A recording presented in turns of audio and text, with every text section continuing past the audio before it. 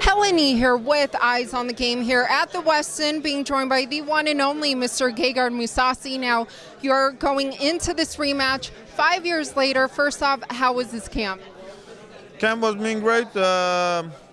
Didn't do that much, so I'm very hungry to give my all in the fight. Now, like I just mentioned, this is a rematch, but you've beaten tough guys like the Chris Weidman, Thiago Santos, Vitor Belfort in your career. So where do you think Lyoto ranks amongst tough guys that you fought so far? He's one of the legends,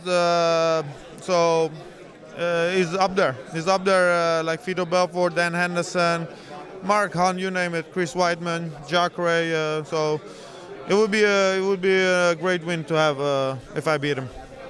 Now, you only have 2 more fights on your Bellator contract. Do you foresee yourself finishing up your career in Bellator?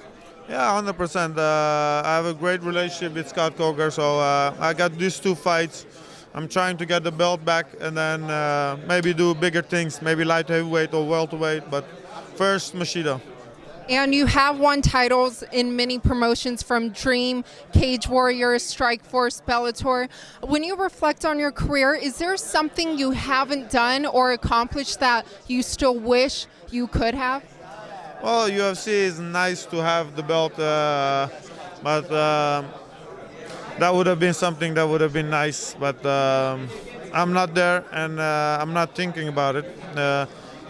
My goal is now middleweight belt, and then because I got options to go welterweight and light heavyweight, maybe I can do great things, so to leave a great legacy behind.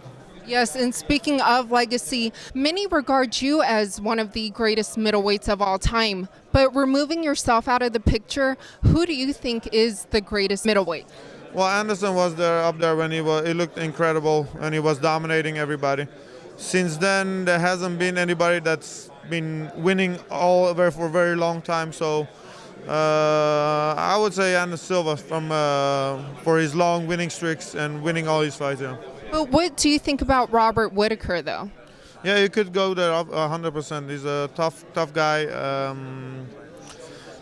He comes to fight. He looked great. I enjoy watching his fights, but he has some way to go to called one of the greatest, let's say.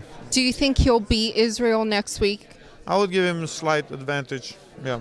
And lastly, what would you like to tell all your fans tuning in to watch you this weekend? I'm coming to fight and I'm gonna win.